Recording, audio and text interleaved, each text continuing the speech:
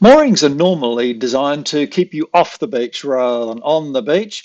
However, it doesn't always work that way. Hi, my name is Kingsley. Today we're going to have a chat about how to pick up a mooring, how to leave it, and why you maybe shouldn't have touched it. So let's just start with that last question. How confident are you that it's legal to tie up? And do you want to? So most moorings are rated for size of boat, including length and weight.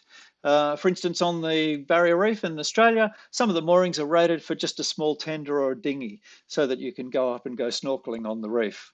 Consider the expected wind strength and wave size and the type of boat that you're on, how heavy it is. Like, for instance, a catamaran might have way more windage than a monohull. Who owns it? And are they okay for you to use it? In some places, you may be able to borrow a mooring for a short time and you're in a suitably sized boat. A larger, heavier boat may easily drag or break the mooring intended for small craft. So let's have a look at a couple of different mooring types. We'll start out with the ground on the bottom, and then the mooring is typically either a steel or concrete block, and on that is a big shackle and then some ground chain that lies along the bottom, which doesn't move very much unless the wind is quite strong, followed by smaller chain, and then a line that runs up to the surface. And we've just got our wavy surface there. Up at the top, there's two different types that we might be involved in. One would be a marker on the top where the line comes through and then has a floating line with a loop on the end. That would be one style. The other one might be up on this line here. We simply have a loop which may or may not be near the surface, and then a line, and then a buoy, and then another little line on the end of that. The intent being that this one we can just hook onto the loop, but this one we actually need to pull the loop up onto our boat. So the basic aim of picking up a mooring is to stop at the mooring or next to it, with the bow of our boat being, and that's the front of our boat, being quite close to the mooring where we can pick up the line. If, of course, we're on a bigger boat, then we may need to have a boat hook so that we can actually reach that.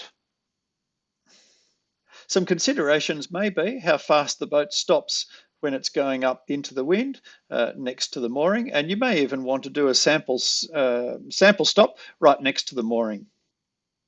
So how exactly do we do that? First thing is to be prepared. So we look at our wind direction. We may even go past it to look at where the line is so that we don't run over it and get tangled. We may look at the waves, make a judgment as to how fast the boat stops when we're going up into the wind. And if we can reduce some sail area so that we approach the boat with a bit more control, approach the mooring with a bit more control. Here I am. I have let out my jib and my mainsail, and I can come up, and we're very nearly stopped, and then pull the main down, and that's a perfect pickup right next to our mooring. So we've come in with control, slow, and now we're ready to drop our sails completely. We may choose to come in without the jib and with just some main up, and that's fine too. It all depends on the boat and the type of how much wind there is. Generally speaking, we would drop the jib first because that makes a bit more room and space on the foredeck, and then come in using mainsail control only to adjust the speed of the boat. So we need to prepare a boat hook, we need to get an additional line, work out what we're going to do, how we're going to approach it, and which sails we're going to drop, if any, and prepare on the way in, how we're going to control the speed, what direction we're going to. You also want to have a backup plan. If there is a shoreline just close to the mooring, then you may choose to approach it, or I would suggest that you approach it so that when you actually pick the mooring up, I think I just ran over it. When you actually pick the mooring up, you're pointing in a direction away from the shoreline, so that, in fact, let me just draw that so that you can see what's going on. If we came in on this direction and then stopped and then lost control, we are now in a position where we don't have enough speed to turn, and we are too close to the shore to turn away from the wind there. So we would very likely run into the shore. This whole system is bad. Let's try another alternative. And if we come up on this direction, so we come up lower than the mark and then get close to the shore and tack. Now, when we are coming in here, if we miss the mooring, we would then drift away from the shoreline rather than drift onto the shoreline. Makes it way, way safer. Some considerations if you're intending to leave your boat is to fasten the line on securely if it has a loop on the end and around a post or a cleat, using another line to wrap it and make sure that that line can't come off. Also, if we're going over a bow roller, to secure the line onto the bow roller in case the boat bounces so that the line can't jump off the bow roller. And finally, have some chafing protection wherever the line passes over an edge. When we get to leave the mooring, there's basically two options that we have on leaving a mooring. One would be that we walk the mooring down the side of the boat, taking care that the mooring is on the windward side so that the boat drifts away from it. An alternative would be that we simply let it go and then drift backwards.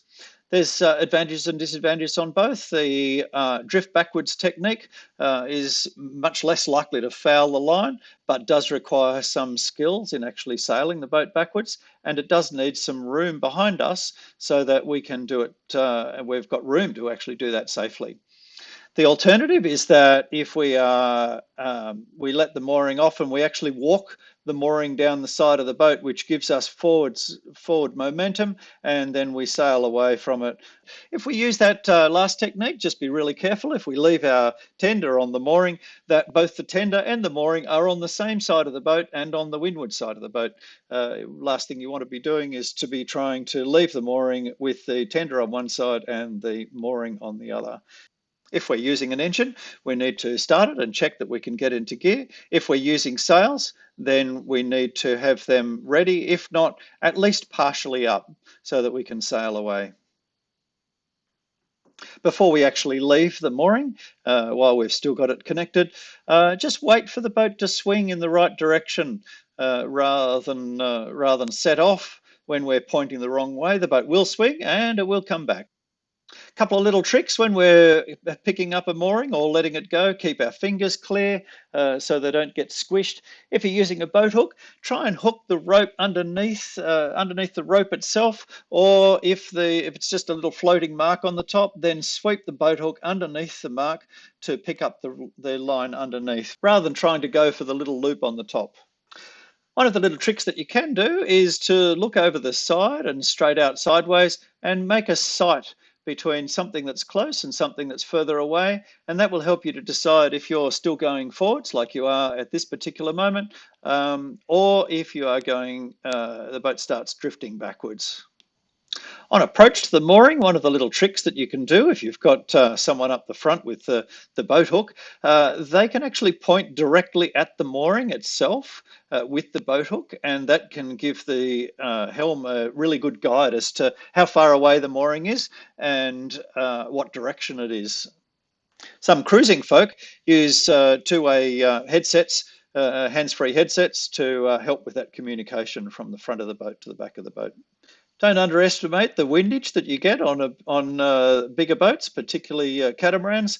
On mine, I found that by the time you got to about 8 knots of wind, there's no way you're going to hold it. And that's a 45, 50-foot catamaran.